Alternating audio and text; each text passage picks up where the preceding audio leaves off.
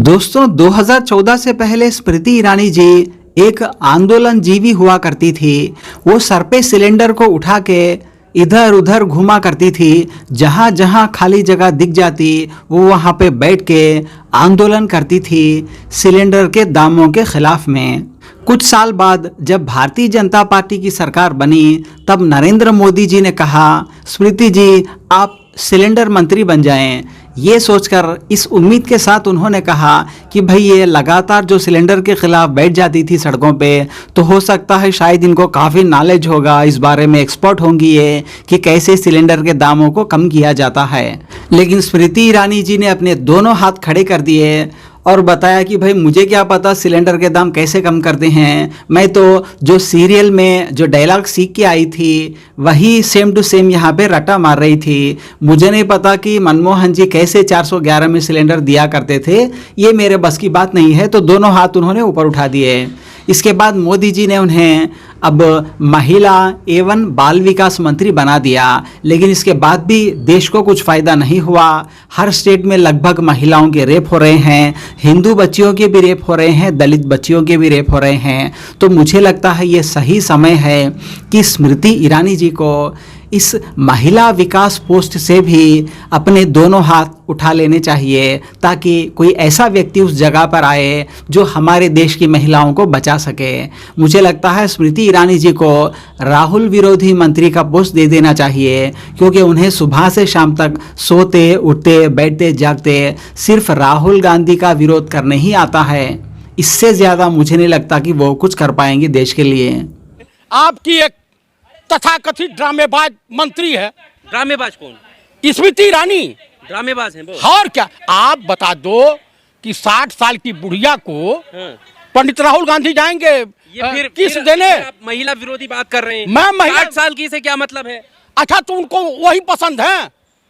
हेमा मालिनी जी कही है कि मैंने नहीं देखा, और लोग कह रहे हैं कि नहीं देखा। देश की तमाम महिलाएं इसके ऊपर थूक रही हैं। आप बता दीजिए कि अगला जो है पीठ को धन्यवाद दिया और चला गया। अब इनको किस उछालता, इनको शिवराज सिंह का किस भरी सभा में नहीं दिखाई देता, प्रधानमंत्री का ये वाला नहीं दिखाई देता, आज जो है जय शाह का ये वाला नहीं दिखाई देता। लोग कहते हैं कि अमृतकाल चल रहा है। अरे अमृतकाल नहीं चल रहा है, मूत्रकाल चल रहा है। मूत्रकाल से क्या मतलब है? अरे भाई इन्हीं का जो भाजपाई कार्यकर्ता एक गरीब हिंदू के ऊपर घल मुँह रहा था। कहीं कोई मुँह कोई हवाई जहाज में मुँह रहा है महिला के ऊपर। इन्हीं के लोग तो हर जगह इन्हीं के लोग पाए जाते हैं। मणिपुर में 3 महिलाओं को जो नंगे घुमाया जा रहा था, वो उससे हिंदुस्तान की नाक नहीं कट रही है। आप बताइए, हाथरस में बेटी उस पर बोले।